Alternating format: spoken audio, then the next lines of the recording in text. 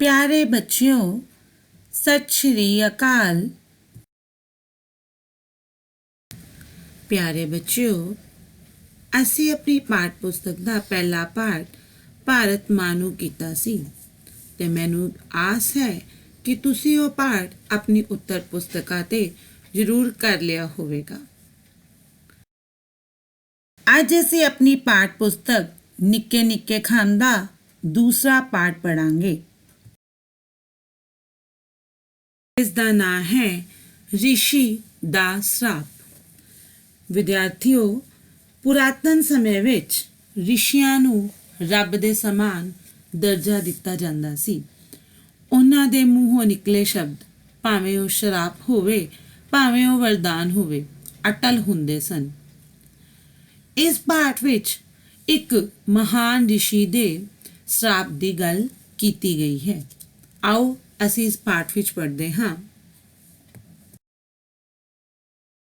ਬਹੁਤ ਪੁਰਾਣੀ ਗੱਲ ਹੈ। ਰਾਜੇ ਇੰਦਰ ਦੇ ਦਰਬਾਰ ਵਿੱਚ ਇੱਕ ਬਹੁਤ ਸੋਹਣੀ ਅਪਸਰਾ ਸੀ, ਜਿਸ ਦਾ ਨਾਂ ਸੀ ਮੇਨਕਾ। ਉਹ ਬਹੁਤ ਸੁੰਦਰ ਸੀ। ਉਸਨੇ ਇੱਕ ਬੱਚੀ ਨੂੰ ਜਨਮ ਦਿੱਤਾ। ਉਹ ਉਸ ਬੱਚੀ ਨੂੰ ਜੰਗਲ ਵਿੱਚ ਛੱਡ ਆਈ। ਉਹ ਬੱਚੀ ਕੱਲੀ ਪੱਤਿਆਂ ਦੀ ਸੇਜ ਉੱਪਰ ਲੇਟੀ ਹੋਈ ਸੀ ਤੇ ਆਪਣੇ ਪੈਰ ਦਾ ਅੰਗੂਠਾ ਚੂਸ ਰਹੀ ਸੀ। ਉਹ ਇੰਨੀ ਸੋਹਣੀ ਸੀ ਕਿ ਜੋ ਵੀ ਉਸਨੂੰ ਇੱਕ ਵਾਰ ਵੇਖ ਲਵੇ ਉਹ ਉਸਨੂੰ ਆਪਣੀ ਬਣਾ ਲਵੇ। ਉਸੇ ਸਮੇਂ ਕੰਨਵ ਰਿਸ਼ੀ ਉਸ ਜੰਗਲ ਵਿੱਚੋਂ ਲੰਘ ਰਹੇ ਸਨ। ਅਚਾਨਕ ਉਹਨਾਂ ਦੀ ਨਜ਼ਰ ਉਸ ਬੱਚੀ ਤੇ ਪਈ। ਉਹ ਉਸ ਬੱਚੀ ਨੂੰ ਘੋਰ ਜੰਗਲ ਵਿੱਚ ਵੇਖ ਕੇ ਹੈਰਾਨ ਹੋ ਗਏ।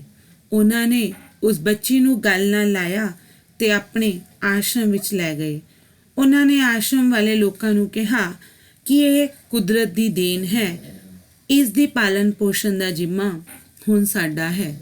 ਸਮਾਂ ਬੀਤਦਾ ਗਿਆ। ਕੰਨਵ ਰਿਸ਼ੀ ਨੇ ਉਸ ਬੱਚੀ ਦਾ ਨਾਂ ਸ਼ਕੁੰਤਲਾ ਰੱਖਿਆ। ਆਸ਼ਰਮ ਦੇ ਸਾਰੇ ਲੋਕ ਵਾਰੋ ਵਾਰੀ ਉਸਨੂੰ ਖਿਡਾਉਣ ਲੱਗੇ। ਉਹ ਬੱਚੀ ਵੀ ਉਹਨਾਂ ਵਿੱਚ ਜਲਦੀ ਹੀ ਰਚ ਮਿਚ ਗਈ। ਕਹਿੰਦੇ ਨੇ ਧੀਆਂ ਜਵਾਨ ਹੁੰਦਿਆਂ ਪਤਾ ਹੀ ਨਹੀਂ ਲੱਗਦਾ। ਸ਼ਕੁੰਤਲਾ ਜਵਾਨ ਹੋ ਕੇ ਬਹੁਤ ਖੂਬਸੂਰਤ ਲੱਗਣ ਲੱਗੀ। ਉਹ ਸੁੰਦਰ, ਸੁਸ਼ੀਲ, ਮਨਮੋਹਣੀ ਤੇ ਹਸਮੁਖ ਸੀ। ਇੱਕ ਦਿਨ ਉਹ ਜੰਗਲ ਵਿੱਚ ਘੁੰਮ ਰਹੀ ਸੀ ਕਿ ਅਚਾਨਕ ਰਾਜਾ ਦੁਸ਼ਯੰਤ ਉੱਥੇ ਸ਼ਿਕਾਰ ਖੇਡਦੇ ਹੋਏ ਆਏ। ਉਹ ਉਸ ਨੂੰ ਦੇਖ ਕੇ ਉਸ ਤੇ ਮੋਹਿਤ ਹੋ ਗਏ। ਉਹਨਾਂ ਨੇ ਉਸ ਨਾਲ ਵਿਆਹ ਕਰਨ ਦੀ ਸੋਚੀ। ਉਹਨਾਂ ਨੇ ਆਪਣਾ ਪ੍ਰਸਤਾਵ ਰਿਸ਼ੀ ਕੰਨਵ ਕੋਲ ਜਾ ਕੇ ਰੱਖਿਆ, ਕਿਉਂਕਿ ਕੰਨਵ ਰਿਸ਼ੀ ਨੇ ਉਸ ਦੀ ਪਾਲਣਾ ਆਪਣੀ ਬੱਚੀ ਵਾਂਗ ਹੀ ਕੀਤੀ ਸੀ ਤੇ ਉਹ ਉਸ ਲਈ ਇੱਕ ਪਿਤਾ ਸਮਾਨ ਸਨ। ਰਿਸ਼ੀ ਨੇ ਉਸ ਰਾਜੇ ਦਾ ਪ੍ਰਸਤਾਵ ਮੰਨ ਲਿਆ ਅਤੇ ਆਪਣੀ ਧੀ ਸ਼ਕੁੰਤਲਾ ਦਾ ਵਿਆਹ ਉਸ ਨਾਲ ਕਰ ਦਿੱਤਾ। ਸ਼ਕੁੰਤਲਾ ਨਾਲ ਵਿਆਹ ਕਰਨ ਤੋਂ ਕੁਝ ਦਿਨ ਮਗਰੋਂ ਰਾਜੇ ਨੇ ਉਸ ਨੂੰ ਕਿਹਾ ਕਿ ਮੈਂ ਹੁਣ ਜਾ ਰਿਹਾ ਹਾਂ, ਜਲਦੀ ਹੀ ਤੈਨੂੰ ਧੂਮ-ਧਾਮ ਨਾਲ ਇੱਥੋਂ ਦੀ ਲੈ ਕੇ ਜਾਵਾਂਗਾ। ਉਸ ਨੇ ਜਾਣ ਲੱਗਿਆਂ ਆਪਣੀ ਇੱਕ ਮੁੰਦਰੀ ਉਸ ਨੂੰ ਦੇ ਦਿੱਤੀ ਤੇ ਆਪਣੀ ਰਾਜਧਾਨੀ ਨੂੰ ਚਲਾ ਗਿਆ ਤੇ ਜਾਂਦਾ ਹੋਇਆ ਫਿਰ ਕਹਿ ਗਿਆ, ਸ਼ਕੁੰਤਲਾ, ਮੈਂ ਜਲਦੀ ਹੀ ਤੁਹਾਨੂੰ ਲੈਣ ਆਵਾਂਗਾ, ਵਾਜੇ ਗਾਜੇ ਨਾਲ ਲੈਣ ਆਵਾਂਗਾ ਅਤੇ ਆਪਣੇ ਮਹਿਲਾਂ ਦੀ ਪਟਰਾਣੀ ਬਣਾਵਾਂਗਾ। ਸ਼ਕੁੰਤਲਾ ਰੋਜ਼ ਇਹੀ ਸੋਚਦੀ ਕਿ ਅੱਜ ਰਾਜਾ ਮੈਨੂੰ ਲੈਣ ਆਵੇਗਾ। ਸਮਾਂ ਬੀਤਦਾ ਗਿਆ। ਕਈ ਦਿਨ ਨਿਕਲ ਗਏ ਪਰ ਰਾਜਾ ਨਹੀਂ ਆਇਆ। ਸ਼ਕੁੰਤਲਾ ਰੋਜ਼ ਉਸ ਨੂੰ ਉਡੀਕਦੀ, ਉਸ ਦੀ ਯਾਦ ਵਿੱਚ ਔਂਸੀਆਂ ਪਾਉਂਦੀ, ਪਰ ਰਾਜਾ ਨਾ ਆਇਆ। ਇੱਕ ਦਿਨ ਉਹ ਉਸ ਦੇ ਖਿਆਲਾਂ ਵਿੱਚ ਪੂਰੀ ਤਰ੍ਹਾਂ ਮਗਨ ਸੀ। ਉਸ ਦਿਨ ਕੰਨਵ ਰਿਸ਼ੀ ਵੀ ਆਪਣੇ ਆਸ਼ਰਮ ਵਿੱਚ ਨਹੀਂ ਸਨ।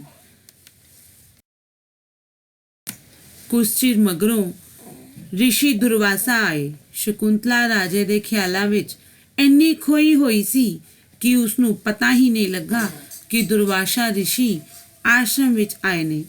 ਰਿਸ਼ੀ ਦੁਰਵਾਸਾ ਨੇ ਇਸ ਵਿੱਚ ਆਪਣਾ ਅਪਮਾਨ ਸਮਝਿਆ। ਉਹਨਾਂ ਨੇ ਉਸੇ ਵੇਲੇ ਸ਼ਕੁੰਤਲਾ ਨੂੰ ਸ਼ਰਾਪ ਦੇ ਦਿੱਤਾ, ਜਿਸ ਦੇ ਖਿਆਲਾਂ ਵਿੱਚ ਤੂੰ ਇੰਨੀ ਖੋਈ ਹੈ ਉਹ ਤੈਨੂੰ ਭੁੱਲ ਜਾਵੇਗਾ। ਰਿਸ਼ੀ ਦਾ ਸ਼ਰਾਪ ਸੁਣ ਕੇ ਆਸ਼ਰਮ ਵਿੱਚ ਰਹਿਣ ਵਾਲੇ ਲੋਕ ਰਿਸ਼ੀ ਨੂੰ ਬੇਨਤੀ ਕਰਨ ਲੱਗੇ।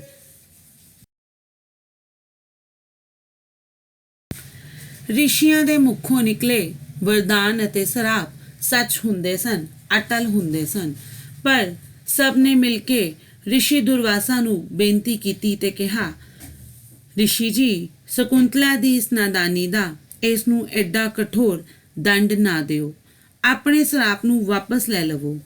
ਪਰ ਰਿਸ਼ੀ ਨੇ ਕਿਹਾ, ਇੱਕ ਵਾਰ ਦਿੱਤਾ ਸ਼ਰਾਪ ਮੈਂ ਵਾਪਸ ਨਹੀਂ ਲੈ ਸਕਦਾ। ਹਾਂ, ਥੋੜਾ ਨਰਮ ਹੋ ਸਕਦਾ ਹੈ। ਮੈਂ ਇਸ ਲਈ ਇੰਨਾ ਕਰ ਸਕਦਾ ਹਾਂ ਕਿ ਰਾਜਾ ਦੁਸ਼ਯੰਤ ਇਸ ਨੂੰ ਭੁੱਲ ਤਾਂ ਜ਼ਰੂਰ ਜਾਵੇਗਾ, ਪਰ ਜਦੋਂ ਇਹ ਉਸ ਨੂੰ ਉਸ ਦੀ ਕੋਈ ਦਿੱਤੀ ਚੀਜ਼ ਵਿਖਾਵੇਗੀ ਤਾਂ ਉਸ ਨੂੰ ਇਸ ਬਾਰੇ ਸਭ ਯਾਦ ਆ ਜਾਵੇਗਾ। ਇੰਨਾ ਕਹਿ ਕੇ ਉਹ ਉੱਥੋਂ ਚਲੇ ਗਏ। ਕਈ ਦਿਨ ਲੰਘ ਗਏ ਪਰ ਰਾਜਾ ਦੁਸ਼ਯੰਤ ਨਾ ਆਇਆ। ਸ਼ਕੁੰਤਲਾ ਨੇ ਆਪਣੇ ਬਾਪ ਸਮਾਨ ਕੰਨਵ ਰਿਸ਼ੀ ਕੋਲੋਂ ਵਿਦਾ ਲਈ ਤੇ ਰਾਜੇ ਦੁਸ਼ਯੰਤ ਨੂੰ ਮਿਲਣ ਲਈ ਚੱਲ ਪਈ। ਰਸਤੇ ਵਿੱਚ ਇੱਕ ਨਦੀ ਪੈਂਦੀ ਸੀ।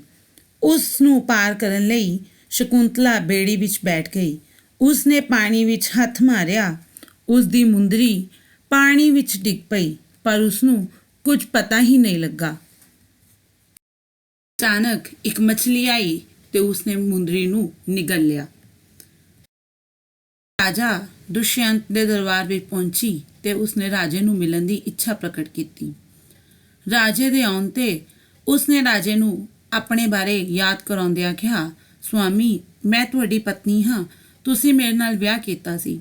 ਪਰ ਰਾਜੇ ਨੇ ਉਸ ਨੂੰ ਪਛਾਣਨ ਤੋਂ ਸਾਫ਼ ਇਨਕਾਰ ਕਰ ਦਿੱਤਾ, ਕਿਉਂਕਿ ਇਸ ਵਕਤ ਉਸ ਰਿਸ਼ੀ ਦਾ ਸ਼ਰਾਪ ਸੱਚ ਹੋ ਚੁੱਕਿਆ ਸੀ।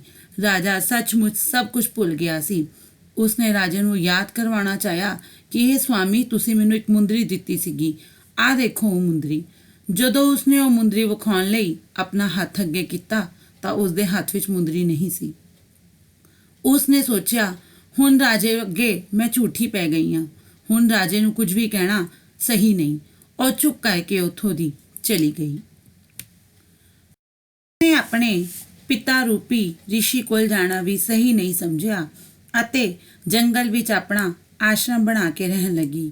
ਪਰਮਾਤਮਾ ਦੀ ਕਿਰਪਾ ਨਾਲ ਉਸਨੇ ਇੱਕ ਬਹੁਤ ਹੀ ਸੁੰਦਰ ਬਾਲਕ ਨੂੰ ਜਨਮ ਦਿੱਤਾ ਸੀ, ਜੋ ਇੰਨਾ ਸੋਹਣਾ ਸੀ ਕਿ ਉਸ ਨੂੰ ਵੇਖਦਿਆਂ ਹੀ ਕੋਈ ਵੀ ਉਸ 'ਤੇ ਮੋਹਿਤ ਹੋ ਜਾਵੇ। ਬਾਲਕ ਹੌਲੀ-ਹੌਲੀ ਵੱਡਾ ਹੋਣ ਲੱਗਾ। ਸ਼ਕੁੰਤਲਾ ਨੇ ਉਸ ਦਾ ਨਾਂ ਭਰਤ ਰੱਖਿਆ। ਇੱਕ ਮਛੇਰਾ ਰਾਜੇ ਦੁਸ਼ਯੰਤ ਵਾਸਤੇ ਇੱਕ ਮੱਛੀ ਲੈ ਕੇ ਆਇਆ। ਉਸਨੇ ਜਦੋਂ ਮੱਛੀ ਨੂੰ ਚੀਰਿਆ ਤਾਂ ਉਸ ਵਿੱਚੋਂ ਸ਼ਕੁੰਤਲਾ ਨੂੰ ਦਿੱਤੀ ਮੁੰਦਰੀ ਨਿਕਲ ਆਈ। ਮੁੰਦਰੀ ਵੇਖਣ ਵਿੱਚ ਸ਼ਾਹੀ ਮੁੰਦਰੀਆਂ ਵਰਗੀ ਸੀ, ਇਸ ਲਈ ਉਹ ਰਾਜੇ ਕੋਲ ਲੈ ਗਿਆ। ਜਦੋਂ ਰਾਜੇ ਨੇ ਉਸ ਮੁੰਦਰੀ ਨੂੰ ਦੇਖਿਆ, ਉਸ ਨੂੰ ਸਭ ਕੁਝ ਯਾਦ ਆ ਗਿਆ। ਉਹ ਉਸੇ ਵੇਲੇ ਆਪਣੇ ਸਿਪਾਹੀਆਂ ਨੂੰ ਲੈ ਕੇ ਸ਼ਕੁੰਤਲਾ ਦੀ ਭਾਲ ਵਿੱਚ ਚੱਲ ਪਿਆ। ਇੱਕ ਸੰਘਣੇ ਜੰਗਲ ਵਿੱਚ ਜਾ ਕੇ ਉਸਨੇ ਇੱਕ ਬੱਚੇ ਨੂੰ ਦੇਖਿਆ ਜੋ ਸ਼ੇਰਾਂ ਦੇ ਨਾਲ ਖੇਡ ਰਿਹਾ ਸੀ। ਰਾਜਾ ਇਹ ਵੇਖ ਕੇ ਹੈਰਾਨ ਹੋ ਗਿਆ। ਉਹ ਉਸ ਬੱਚੇ ਕੋਲ ਗਿਆ ਤੇ ਪੁੱਛਿਆ, ਬੱਚੇ, ਤੇਰਾ ਨਾਂ ਕੀ ਹੈ? ਤੇਰੇ ਮਾਤਾ ਪਿਤਾ ਦਾ ਕੀ ਨਾਂ ਹੈ? ਉਹ ਬੋਲਿਆ, ਮੈਨੂੰ ਆਪਣੀ ਮਾਂ ਦਾ ਨਾਂ ਵੀ ਨਹੀਂ ਪਤਾ। ਤੇ ਰਾਜਾ ਉਸ ਨਾਲ ਉਸ ਦੀ ਮਾਂ ਕੋਲ ਚੱਲ ਪਿਆ। ਜਦੋਂ ਰਾਜਾ ਉਸ ਦੀ ਮਾਂ ਕੋਲ ਪਹੁੰਚਿਆ ਤੇ ਉਹ ਹੋਰ ਕੋਈ ਨਹੀਂ ਬਲਕਿ ਸ਼ਕੁੰਤਲਾ ਸੀ। ਰਾਜਾ ਆਪਣੀ ਗਲਤੀ ਲਈ ਮਾਫੀ ਮੰਗਣ ਲੱਗਾ। ਸ਼ਕੁੰਤਲਾ ਨੇ ਰਾਜੇ ਨੂੰ ਕਿਹਾ, ਮਹਾਰਾਜ, ਤੁਸੀਂ ਮਾਫੀ ਮੰਗ ਕੇ ਮੈਨੂੰ ਸ਼ਰਮਿੰਦਾ ਨਾ ਕਰੋ। ਇਹ ਸਮੇਂ ਦਾ ਚੱਕਰ ਸੀ ਜੋ ਖਤਮ ਹੋ ਗਿਆ ਹੈ। ਇਹ ਭਰਤ ਤੁਹਾਡਾ ਹੀ ਪੁੱਤਰ ਹੈ। ਇਹ ਤੁਹਾਡੇ ਤੇ ਮੇਰੇ ਪਿਆਰ ਦੀ ਨਿਸ਼ਾਨੀ ਹੈ। ਤੁਸੀਂ ਇਸ ਨੂੰ ਆਪਣੇ ਨਾਲ ਲਿਜਾ ਸਕਦੇ ਹੋ। ਰਾਜੇ ਨੇ ਕਿਹਾ, ਸ਼ਕੁੰਤਲਾ, ਮੈਨੂੰ ਹੋਰ ਸ਼ਰਮਿੰਦਾ ਨਾ ਕਰੋ। ਮੈਨੂੰ ਆਪਣੀ ਗਲਤੀ ਦਾ ਅਹਿਸਾਸ ਹੋ ਗਿਆ ਹੈ। ਜਦੋਂ ਮੈਂ ਆਪਣੀ ਮੁੰਦਰੀ ਦੇਖੀ ਸੀ, ਮੈਨੂੰ ਸਭ ਕੁਝ ਯਾਦ ਆ ਗਿਆ ਸੀ। ਚਲੋ ਹੁਣ ਤਿਆਰ ਹੋ ਜਾਓ ਮਹਿਲਾਂ ਵਿੱਚ ਜਾਣ ਲਈ। ਹੁਣ ਤੁਸੀਂ ਮੇਰੇ ਨਾਲ ਉੱਥੇ ਹੀ ਰਹੋਗੇ। ਦੋਵੇਂ ਪਤੀ ਪਤਨੀ ਮਹਿਲਾਂ ਵਿੱਚ ਚਲੇ ਗਏ ਅਤੇ ਇੱਕ ਸੁਖੀ ਜੀਵਨ ਬਤੀਤ ਕਰਨ ਲੱਗੇ। ਪਿਆਰੇ ਬੱਚਿਓ, ਭਾਰਤ ਦਾ ਨਾਂ ਉਸ ਬੱਚੇ ਦੇ ਨਾਂ ਤੇ ਹੀ ਪਿਆ ਹੈ ਜੋ ਦੁਨੀਆ ਵਿੱਚ ਆਪਣੀ ਵੱਖਰੀ ਪਛਾਣ ਰੱਖਦਾ ਸੀ। ਉਸ ਦਾ ਨਾਂ ਭਰਤ ਸੀ ਤੇ ਅਸੀਂ ਜਿਸ ਦੇਸ਼ ਦੇ ਵਾਸੀ ਹਾਂ ਉਸ ਦਾ ਨਾਂ ਭਾਰਤ ਹੈ। ਹੁਣ ਤੁਸੀਂ ਇਸ ਪਾਠ ਨਾਲ ਸੰਬੰਧਿਤ ਕਾਰਜ ਆਪਣੀ ਉੱਤਰ ਪੁਸਤਕਾਂ ਤੇ ਕਰਨਾ ਹੈ ਅਤੇ ਇਸ ਪਾਠ ਦੀ ਇੱਕ ਵਾਰ ਫਿਰ ਤੋਂ ਦੁਹਰਾਈ ਕਰਨੀ ਹੈ। ਧੰਨਵਾਦ।